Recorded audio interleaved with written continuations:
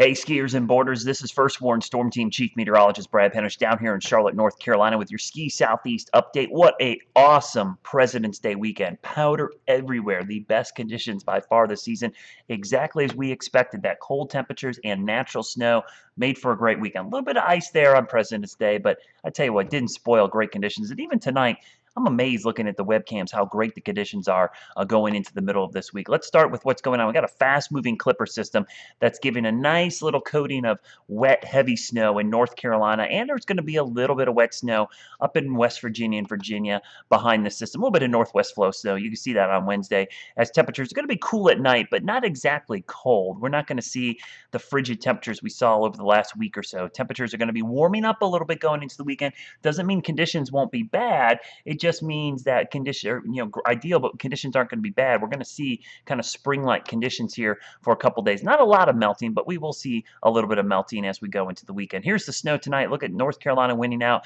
maybe 2 to 4 inches. Higher elevations might see 6 inches. I think 1 to 3 inches up in parts. Oh, we lost our model there, but which basically you got the idea about 1 to 3 inches of snow up in West Virginia, Western Maryland, and Virginia. As far as those snow-making conditions, at night, we'll make snow tonight, maybe tomorrow night.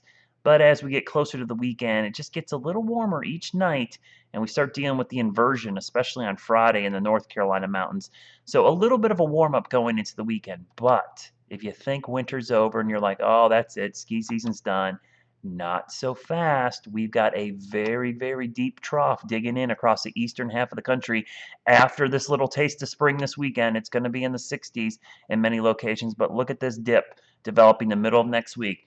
That is awesome. That is plenty of cold air, so snowmaking resumes. And look at this. We've got a low possibly developing off the East Coast. This thing could crank up by the end of next week. This is an interesting pattern. I think we're going to have a low somewhere over the southeast. In fact, don't tell anyone I showed you this, but the European model, again, this is 10 days out, so please don't put a ton of stock in this.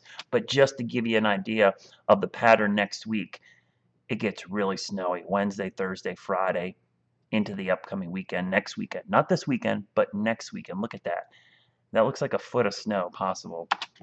Again, that's 10 days out, so take that as fantasy land, but I do like the pattern. Big trough again, very similar to what we had this past weekend, and a better setup for snow later in the week. We're probably going to see a little bit of snow early next week with the pattern changing front that comes in and knocks down the warm temperatures, but usually you get a bigger storm on the secondary system that comes in after the trough has been established, and that looks like Thursday, Friday next week. So hold on to your hats, folks.